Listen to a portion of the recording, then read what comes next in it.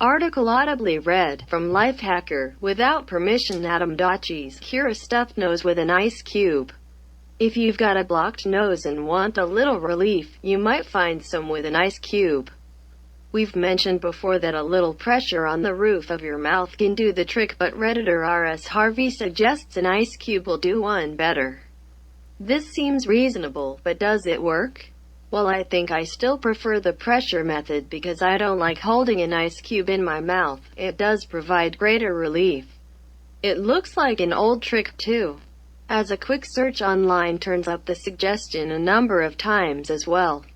So if a little pressure from your tongue and your thumb isn't quite doing the trick, break out the ice. Article audibly read from BuzzFeed. Without permission. It wasn't until summer that Brett's friends and family started taking his complaint seriously. He worked fewer hours, spent more time at his parents' house, and stopped showing up to band rehearsals. Another physician told him he was just having anxiety. It was a conservative surgery, nothing to worry about. Breathe through your mouth, the doctor told him. That fall and winter, all Brett could think or talk about was his nose.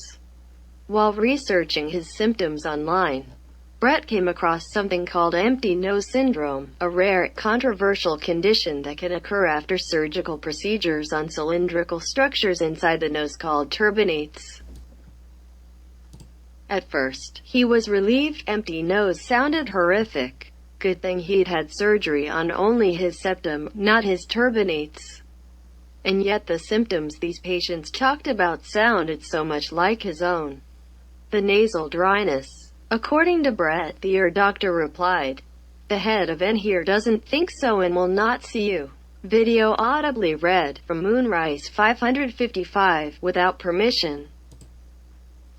I very often have woken up gasping for air.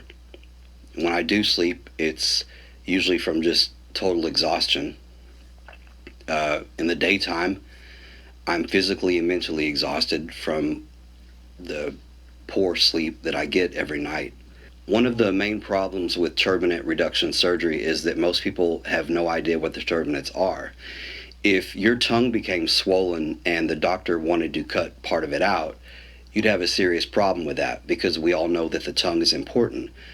But because we don't know that the turbinates are important, we don't really hesitate when the doctor talks about doing surgery on them.